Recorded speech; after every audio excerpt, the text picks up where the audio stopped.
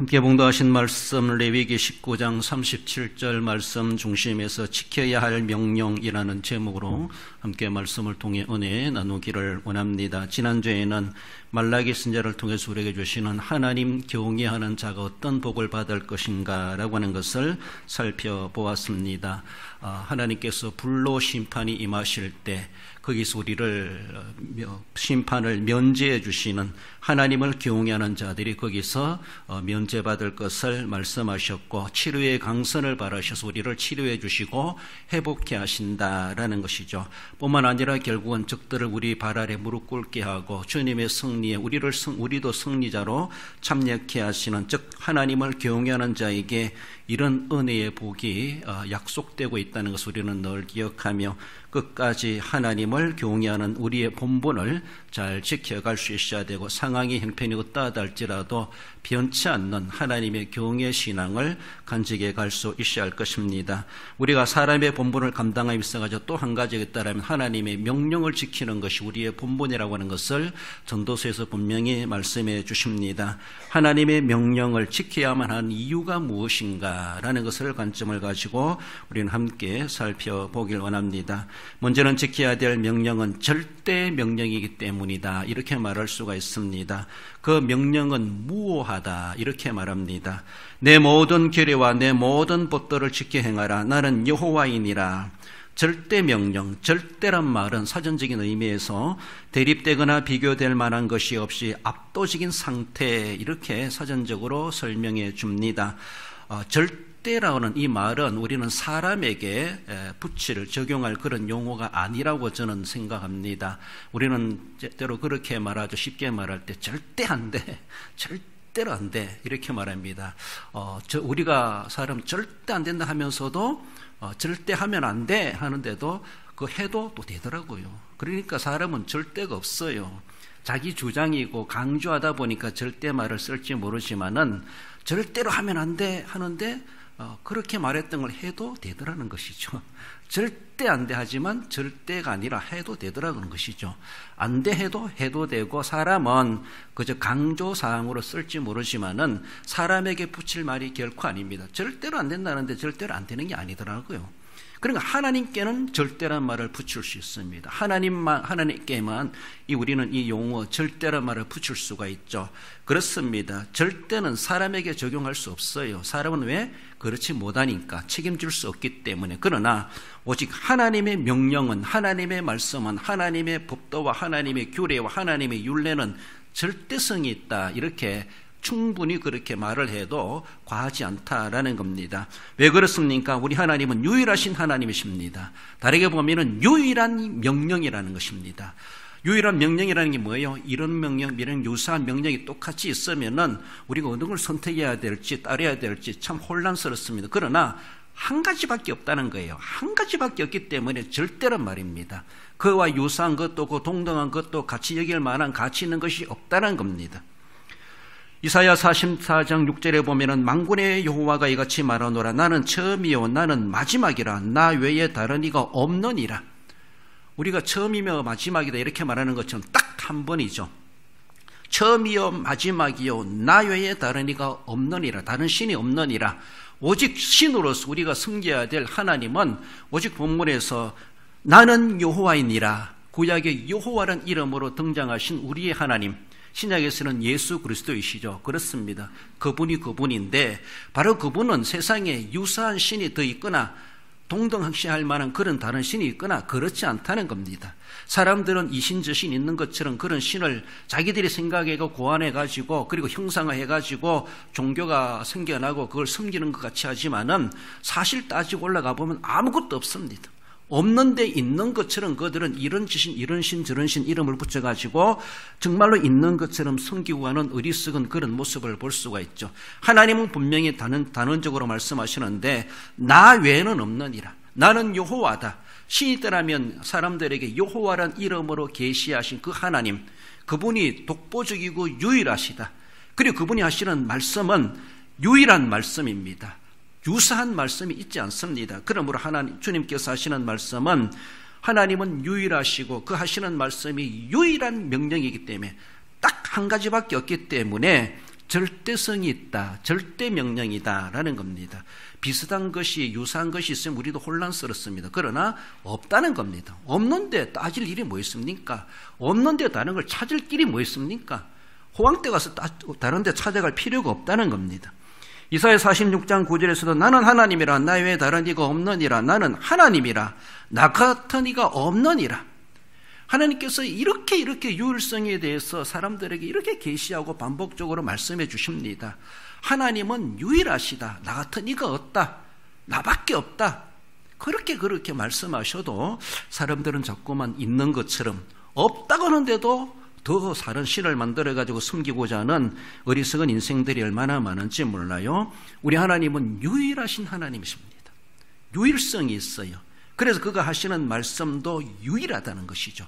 한 가지밖에 없기 때문에 귀한 것이고 절대성이 있다, 절대적이다 이렇게 말할 수가 있습니다. 사람들은 유일을 절대하지 않고 다양하고 유사한 사람들이 있고 그래서 사람들은 상대적이고 상황적입니다. 상대에 따라서 상황에 따라서 그 명령을 지킬 수도 있고 안 지킬 수도 있는 겁니다. 유사하기 때문에 그렇습니다. 그러나 하나님은 결코 그렇지 않습니다. 절대 유일하신 하나님이시고 그가 하시는 말씀은 유일한 즉 한 가지밖에 없기 때문에 따라야 할 의미가 있고 당연성이 있다는 것을 말씀하죠. 우리 하나님은 또한 완전 무한하신 하나님이시기 때문이다. 완전 무한 말씀, 하나님이 완전하시기 때문에 하나님이 하시는 말씀도 완전하다는 겁니다. 하나님의 말씀은 오타가 없고 무오하시다 이렇게 말합니다. 우리는 말해놓고도 말 괜히 했네, 신나게 이야기해놓고도 자기가 후회하는 게 있어요. 그렇잖아요? 말하고 보니까 나도 잘못했네, 너무 거짓되게 말하고 과장되게 말았네, 정말로 사실과 다르고 팩트와 다르게 엉뚱한 말을 자기 주장하다 보니까 그렇게 또 실수할 수도 있습니다. 그러나 우리 하나님은 완전하시다는 것이죠.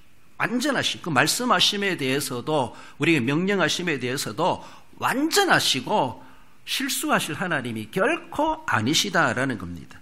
민수기 23장 19절에서 하나님은 사람이 아니시니 거짓말을 하지 아니시고 인생이 아니시니 후회가 없으시도다. 우리 하나님은 사람처럼, 사람은 거짓말도 하기도 해요. 그렇지 않아요? 일부러 거짓말 하기도 해요. 인생이 아니시니 후회가 없으시도다. 우리 인생은 후회할 수밖에 없어요. 열심히 해놓고도 자기 스스로 불만족스럽고 후회스럽고 나도 믿다. 자기 인생을 후회하고 자기를 가슴치면서 자기를 그렇게 타다는 그런 일이 있을 수밖에 없습니다. 우리는 실수투성이고 우리는 뭔가 한다고 해도 완전하지 못해요. 그러니까 우리는 불완전한 존재라는 것이죠. 그러나 반면에 우리 하나님은 완전하신 하나님이라. 완전하다는데 무엇을 토달 게 있습니까? 하나님은 흠과 티가 없고 실수하심이 없고 후회가 없으시고 그 말씀 한마디도 무오하시다는 것이죠. 오류가 없다는 것입니다. 그래서 마태복음 24장 35절에 예수님께서도 천지는 없어질지언정 내 말은 없어지지 아니하리라고 말씀하십니다. 사람들은 거짓말을 할 수도 있고 후회할 수도 있는 것이 하면 안 되지만은 그런 일이 나도 모르게 일어날 수 있습니다. 빈말을 하고 가짜, 짝퉁, 위장, 과장, 그저 해본 소리로 우스개를 하기도 합니다. 그럼 우리 하나님께서는 그저 해본 소리를 하시는 말씀이 아니고 너희들이 들으면 좋고 안 들으면 그만 그렇게 하시는 말씀이 결코 아니시라는 겁니다. 하나님이 하시는 말씀과 계명과 명령을 우리는 지키도 되고 안 지키도 되는 것이 아니라 절대 명령이기 때문에 하나님의 말씀에 더 이상 이익을 일이 없다는 겁니다. 완벽하다는 겁니다. 절대 명령이고 무하기 때문에 우리는 하나님의 명령, 하나님의 말씀을 지켜야 할 당연한 우리에게 책임이 있다라는 것을 말씀하십니다. 하나님의 명령에는 우리가 생각할 필요가 없고 하나님의 명령에 대해서 고민할 필요도 없습니다. 하나님이 하신 말씀에도 우리가 하면 그게 진짜 사실인가 하면 따져보자, 연구할 필요도 없어요. 그거에 대해서 부언 설명할 필요도 없어요. 해석할 필요도 없어요. 그 모든 것들이 필요 없습니다. 하나님의 말씀을 더 이상 나중으로 생각해보고 해볼게요, 미루놓을 필요도 없어요. 하나님의 말씀은 절대성이 있기 때문에 그 어느 누구도 거기에 대해서 토달 일이 없고 연구해서 결론 내릴 일이 아닙니다. 사람들이 아무리 머리를 짜내고 연구를 한다 할지라도 하나님의 말씀 결론 나지 않습니다. 결론은 주신 말씀 그게 결론이구나. 이것이 진짜 결론입니다. 그렇습니다. 연구해봤자 다시 돌아오게 되어져 있습니다. 고민해봤자 다시 돌아오게 되어져 있습니다. 뭔가 토를 달아봐도 이거밖에 없구나. 주님이 주신 말씀 그대로의 액면 그대로 다시 돌아오게 되어져 있습니다. 그러므로 하나님의 말씀에 대한 절대성이 있기 때문에 하나님의 명령을 지키라. 우리에게 말씀하시는 것이죠. 그거밖에 없는데 우리가 무엇을 따질 일이 뭐 있겠는가라는 것입니다. 많은 사람들이 하나님의 무호하신 하나님의 완전성을 흉내내는 사람들이 있어요. 마귀도 천사의 탈을 쏘고 우리에게 와가지고 거룩한 것처럼 우리에게 속입니다. 따먹어봐. 진짜 죽는 거 따먹어봐. 선악과를 따먹어보라는 것이죠. 안 그렇다는 것이죠.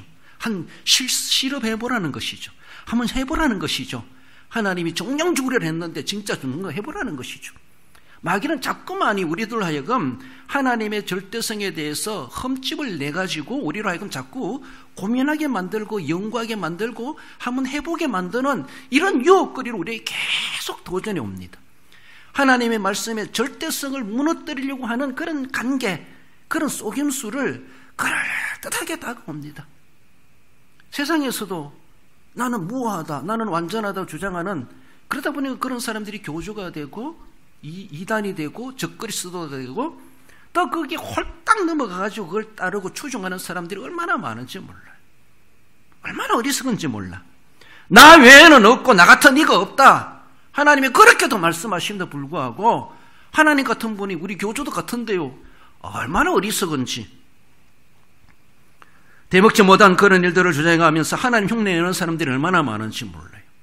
어쩌면은 이런 사람들이 바로 적그리스도요, 이단들이요, 더 나아가서는 불신자들도 똑같은 거예요. 말씀을 안 믿고 순종하지 않는 사람도 이단과 다를 바가 없고 교주나 다를 바가 없고 적그리스도나 다를 바가 없죠.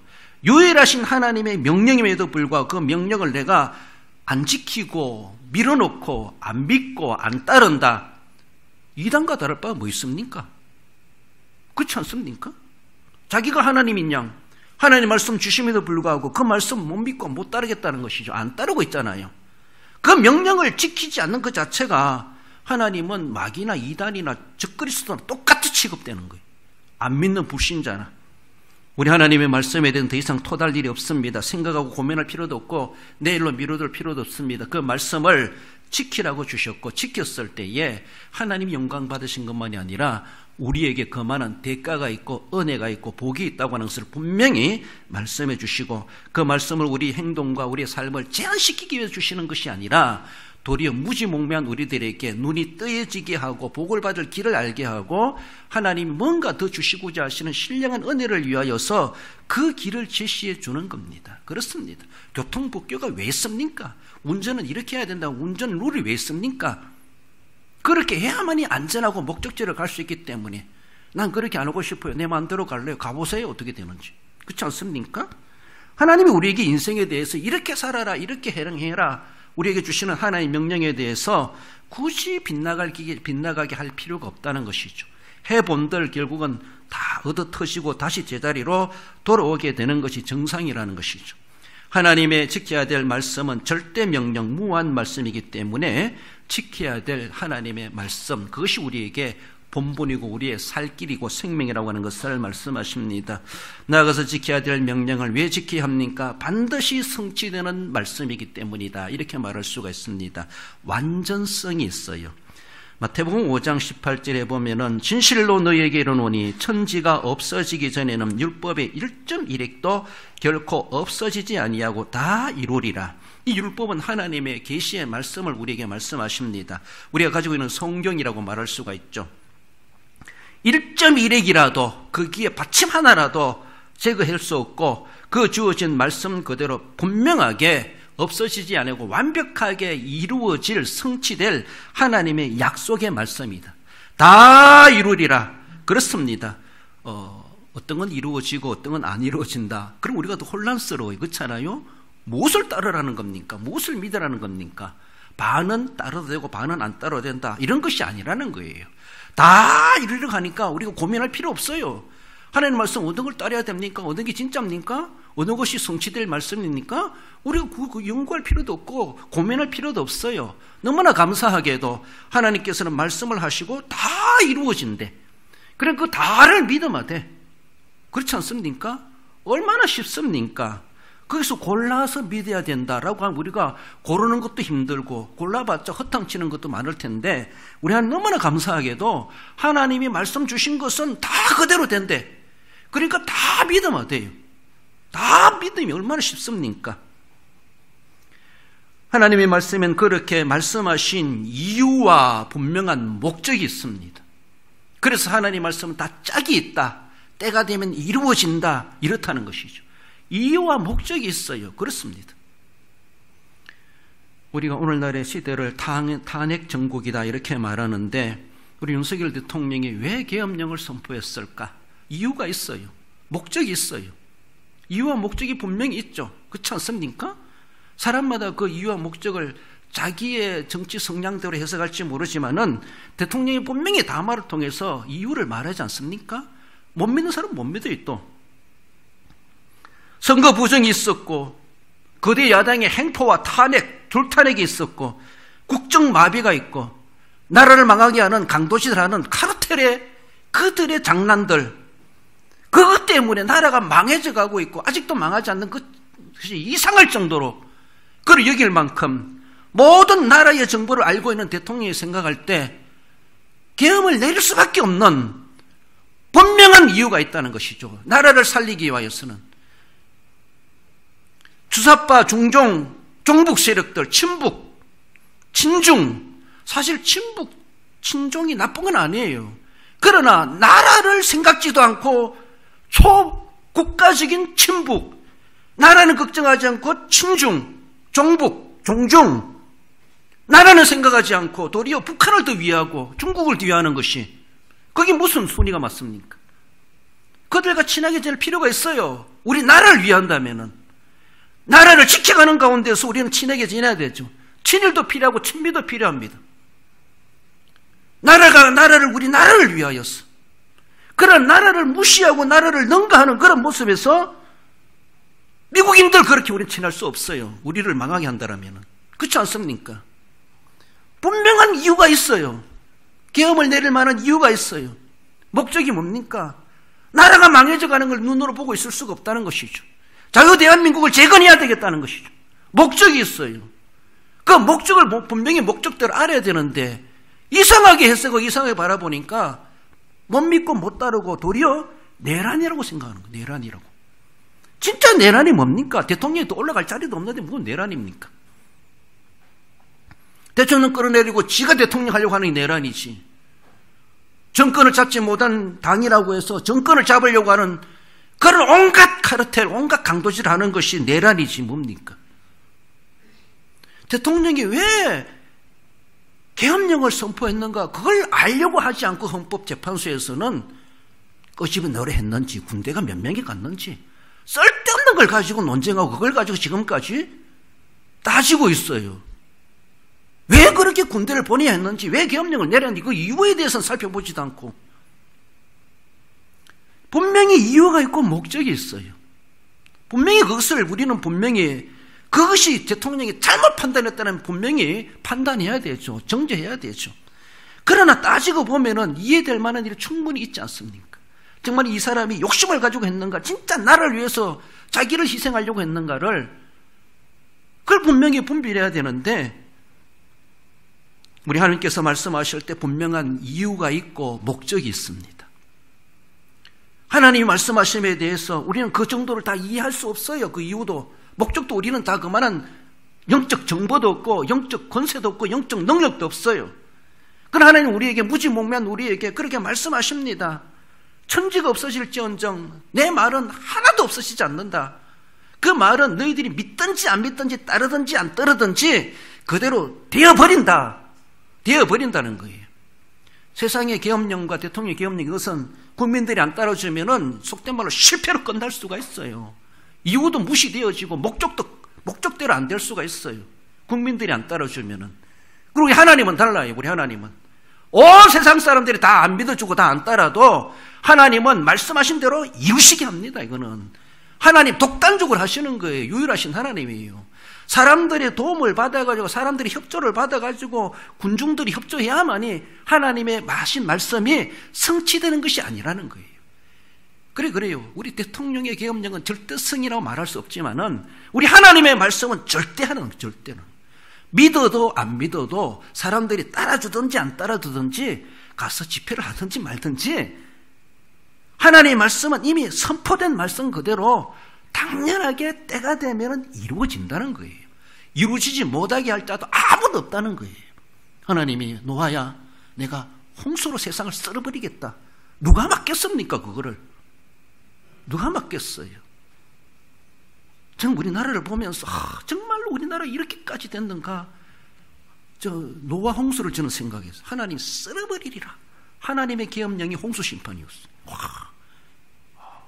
하나님이 그런 일들을 간간히 하려고 막 얼마나 시내산 아래에서 우상숭배하는 이스라엘 백성들 다 썰어버리고 모세야 내가 너로 다시 세우겠다. 하나님이 참았죠. 모세의 기도를 들으시고 가데스 바네아에서 12명의 정탐꾼 10명이 배반하는 것을 보면서 하나님 썰어버리겠다 했어요. 그때도 또 모세의 기도를 하나님 또 참았어요. 계엄령 내리려다가 하나님 딱 썰어버리고 노아 시대처럼 그렇게 하려 하다가 사람의 말은 실수가 있고 완벽하지 못할지 모르지만은 하나님의 말씀은 반드시 때가 되면은 이루어져요.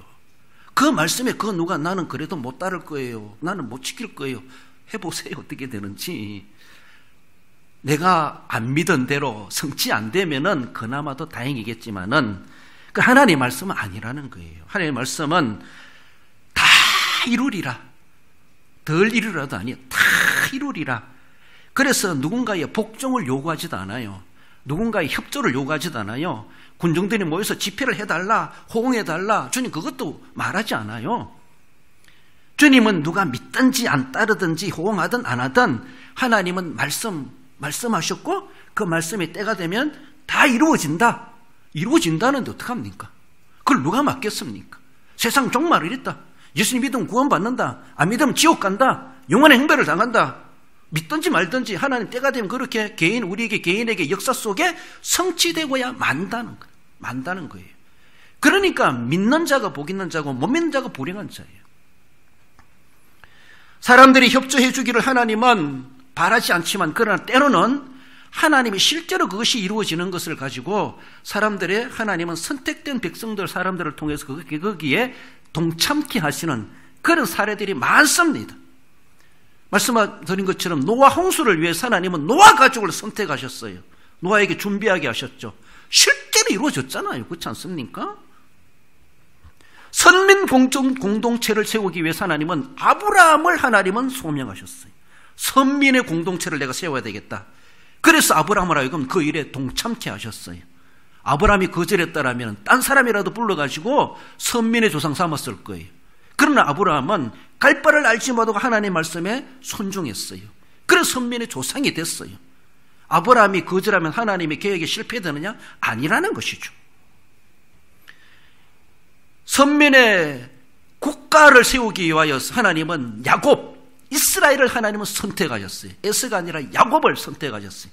야곱을 통해서 내가 큰 민족을 이루겠다. 이미 아브라함이 약속하셨지만은 야곱은 그렇게 순종했어요. 그렇게 쓰임 받았어요. 그렇습니다. 메시아 왕국을 예표하기 위해서 하나님은 사울이 아니라 다윗을 선택하셨어요. 다윗을 선택하셔서 성군으로 삼으시면서 메시아의 왕국의 모델이 되도록 세상적인 다윗의 왕국이 완벽하지 않지만은 그래도 세상에서 이만한 왕국을 하나님은 펼쳐가시면서 장차 그의 후손을 통해서 메시아의 완벽한 왕국이 설립될 것이다. 이것을 그렇게 보여주게 하셨습니다. 그래서 다윗도 그렇게 순종하며 하나님의 뜻을 따라서 전쟁을 하든 정치를 하든 국민들을 그렇게 백성을 다스렸던 가장 모범적인 그런 하나님의 사람으로서 왕으로서 그렇게 들어쓰임 받은 것을 볼 수가 있죠. 그 후손들에게도 다윗의 길을 쫓았느냐 이걸 가지고 선한 왕이다 악한 왕이다 하나님은 판단하시기도 하셨습니다. 그렇습니다. 메시아 탄생을 위해서 요셉과 마리아를 하나님은 선택하셨어요. 메시아 탄생을 위해서. 요셉과 마리아가 거절하면 딴 사람을 통해서 됐을 거예요. 그래요. 그들이 불순종한다고 메시아 탄생, 동정녀 탄생, 무죄하게 태어나게 하실 하나님의 구속의 계획이 망가지느냐, 실패하느냐, 그렇지 않다는 것이죠. 거기에 순종한 사람들이 있어요. 얼마나 귀한지 몰라요. 초대교회 토대를 쌓기 위해서 12사도와 사도 바울을 하나님은 선택하셨어요. 가룟 유다는 배신하고 실패했지만 거기에 순종한 사람 통해서 지상 신약교회의 토대를 쌓게 하셨어요. 우리는 그들의 토대 위에 신약교회가 세워지고 그들의 신앙을 본받아 오늘 우리가 그것을 이어가고 있다 자부할 수 있습니다. 그렇습니다. 세계복음화를 위해서 초대 예루살렘 교회를 세우셨고 오늘 이 시대에 우리 대한교회를 세우셨고 저와 여러분들 하나님은 지금도 세계복음화의 하나님의 대열에 우리를 동참케 하시도록 아브라함을 부르신 것처럼, 야곱을 부르신 것처럼, 다윗을 부르신 것처럼 오늘 이 시대 우리를 하나님의 거룩한 사역에 반드시 성취될 일에 너도 참여하여라. 우리를 거기에 초청해 주셨어요. 얼마나 귀한지 몰라요. 그렇잖아요? 너도 아브라함처럼, 너도 야곱처럼, 너도 다윗처럼, 너도 사도 바울처럼 내 말을 믿고 성취될 줄 믿고 성취되는 말씀을 따라서 순종해봐라. 거기에 충성해봐라. 하나님 우리를 거리로 초청해 주셨어요. 얼마나 귀한지 몰라요. 우리를 억만제약권에서 구원하시기 위해서, 구속하시기 위해서 독생성자를 보내시기까지 하시면서 오직 예수님만이 우리의 구세주이시라는 것을 하나님은 모든 우리의 죄의 짐을 예수님의 어깨에 다 미워줬어요. 우리의 모든 죄를 지고 토살장으로 끌려 어린 양과도 같이 그렇게 너는 죽어야 된다. 독생성자 예수님은 아버지의 뜻을 따라서 죽기까지 순종하셨어요. 하나님의 구속의 사역이 그래서 완성되는 거예요. 이루어지고 있어요. 지금도. 그래요. 역사 속에 사람들이 아브라함이나 이삭이나 야곱이나 다윗이나 순종하지 않아도 하나님은 그 일을 다 이루어 가십니다. 그런 가운데서 하나님은 시대에 따라 아브라함을 부르시고 다윗을 부르시고 사도 바울을 부르시고 오늘 21세기 저와 여러분들을 세우시고 이 땅 우리 대한교회를 세우시고 내가 하는 일은 너희도 참여해라 참여해라 참여해라. 얼마나 복됩니까? 얼마나 귀합니까? 나를 충성되이 여겨 장로로 권사로 집사로 세워주시고 주님의 교회에 이모저모 달란트 직분과 은사를 주셔서 크고 작은 일들에 수종 들고 섬겨가라. 우리가 안 해도 주님 혼자 다 하실 수 있어요. 그래도 불구하고 주님 성취되는 그 일이 우리로 하여금 그런 직분과 은사와 달란트를 맡기셔서 너의 작은 수고를 내가 받아주마. 너의 작은 수고를 내가 인정해주마. 한번 해봐라. 결코 우리를 고생시키기 위해서 맡기신 것이 아니라 그 영광에 참여케 하기 위해서. 뒤에도 말씀드리지만 우리에게 그만한 보상이 있습니다. 얼마나 귀한지 몰라요. 거기에 부름받지 못하고 제외된 사람도 많아요.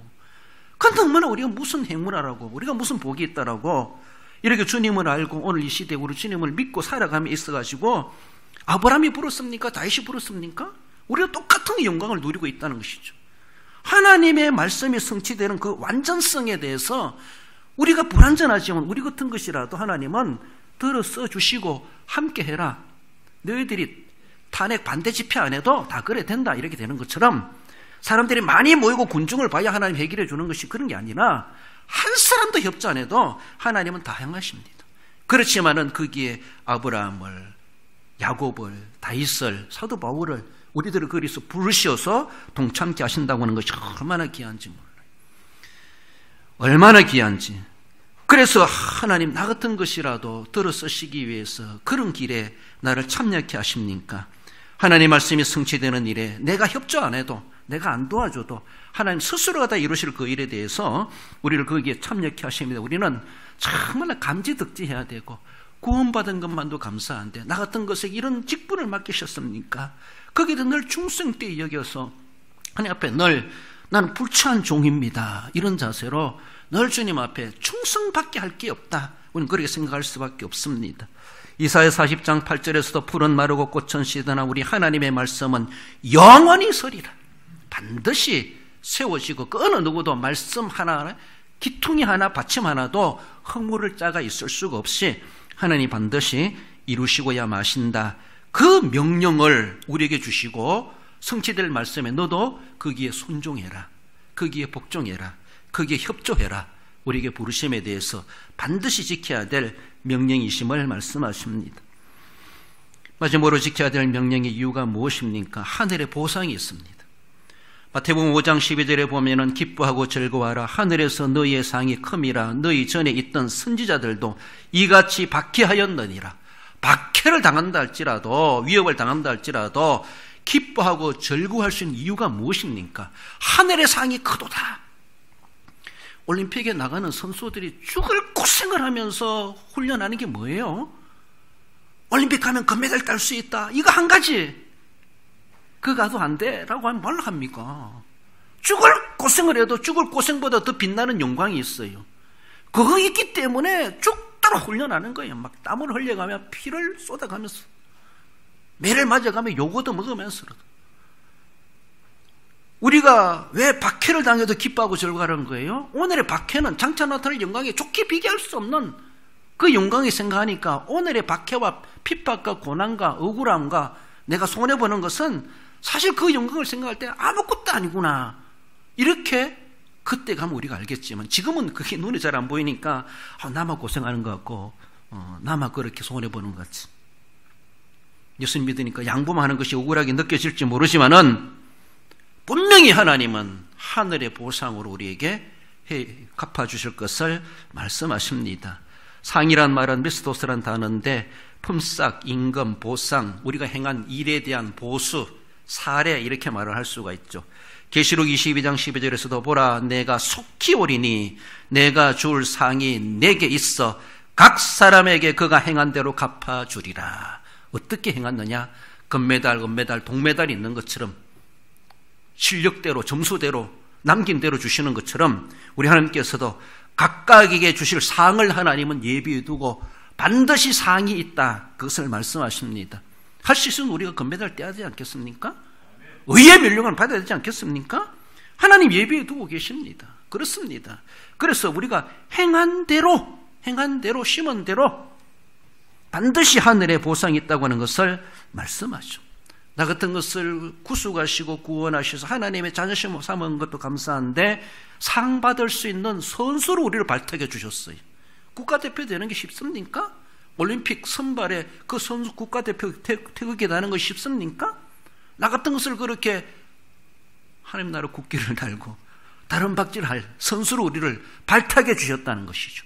그렇다면 죽기 살기로 훈련해야 되죠. 죽기 살기로 노력해야 되죠. 그래서 금메달 따야 되죠. 우리가 꼭 상을 바라고 하는 것은 아니지만은 우리가 바라지 않아도 하나님은 상을 예비해 두고 계시대요. 그저 수고했다 한마디로 끝내도 되는데 하늘에 온갖 상들이 많대요. 온갖 면류관들이 있대요. 그래요. 하나님께서는 우리의 작은 섬김을 사소하게 가볍게 여기지 아니하시고 냉수 한 그릇을 접대하는 것이랄지라도 하나님 결코 잊지 아니하시고 다 기억하시고 다 저장해 놓으시고 다 나중에 다 풀어 놓으시고 우리 행한 대로 그것을 하나님은 갚아주시겠다라는 것이죠. 우리가 뭘 한다고 하면 얼마나 하겠습니까? 하나님은 완전하신 하나님, 스스로 하셔도 다 완벽하신데 우리가 부족한 우리들에게 그렇게도 하는 것을 귀여워 주시고 기이하게 여겨주셔서 과분한 상을 예비해 두시고 하신다라는 거예요. 우리 사람이 자꾸 그 손녀딸 찾아가면은 전에도 저한테는 돈 10,000원도 주기 아까워하면서 손녀에게 20만 원을 집어주더라고요. 뭐가 귀엽고 뭐가 돈 쓸 일이 있어야 돈을 주나 싶어가지고 그 행동거지가 이쁜 거예요. 별로 뭐 하는 것도 없는데도 돈을 몇십만 원 집어주더라고. 저는 온갖 아양을 뜨고 살아가줘도 저한테 주는 건 별로 없으면서 그래요. 뭐 하는 게 있다고 하나님 우리에게 하늘의 상급을 예비해 두고 뭐 귀엽다고 주십니까? 우리가 뭐 한 거 있다고 사실 한 거 아무것도 없다고 볼 수 있어. 하나님의 상에 비하면은 장차 나타날 영광에 비하여서 우리가 뭐 했다라고 그만한 상을 받을 자격이 있습니까? 없어요. 그럼 하나님께서는 너무 그 행동 거지가 귀엽다는 거예요. 그렇게 하는 모습이 그렇게 이쁘다는 거예요. 내가 20만 원 30만 원 지어줘도 아깝지 않다는 거예요. 우리가 뭐 했다고 길어봤자 100년밖에 안 되는데 100년 동안 뭘 충성했다라고 영원하신 하나님께서 영원한 영광의 면류관을 우리에게 주시겠는가? 우리가 얼마나 항송하게 어떻게 그걸 받을 수 있겠는가 할 정도로 하나님이 그런 보상을 준비해 놓고 계시다는 거예요. 우리 하나님께는요 불로소득이란 말이나 무인성찰한 말이나 공짜심리라는가 무의도식이란 이런 말은 하나님은 통하지 않습니다. 하나님은 불로소득 좋아하지 않습니다.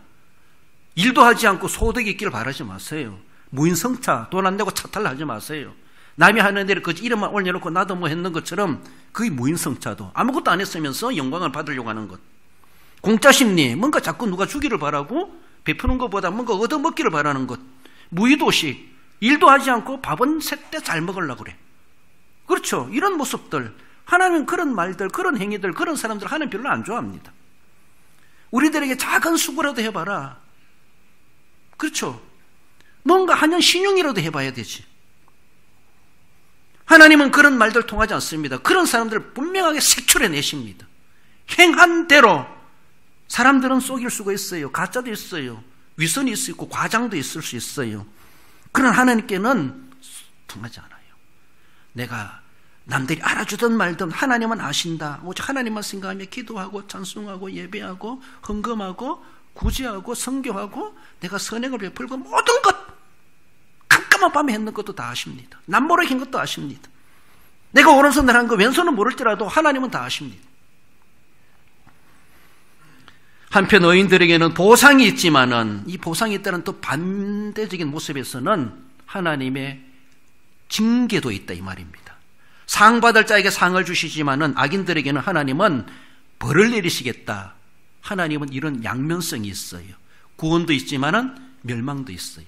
하나님의 보상이 있지만은 충성하지 못했고 믿지 못한 자들이 하나님은 징계하시겠다는 것이죠. 하나님은 분명히 이런 모습이 있다는 것을 우리는 생각하면서 나는 상까지는 안 바란다. 그냥 내 혼자 잘 믿다 살겠다. 그러다가 하나님 앞에 상은 고사하고 하나님 앞에 책망받을 수가 있어요. 구원받는다 할지라도. 우리 이사야 3장 10절 11절 읽어봅시다. 너희는 의인에게 복이 있으리라 말하라. 그들은 그들의 행위의 열매를 먹을 것이요 악인에게는 화가 있으리니 이는 그의 손으로 행한 대로 그가 보응을 받을 것임이니라. 할렐루야. 그렇습니다. 우리가 복을 받든지 화를 당하든지 그렇습니다. 우리는 할 수 있으면 둘 중에 하나로 생각할 때 복 받으려고 몸부는 치고 복 받은 대열에 서야 되죠. 그래요. 시편 128편 2절에서도 내가 내 손이 수고한 대로 먹을 것이라 내가 복되고 형통하리로다.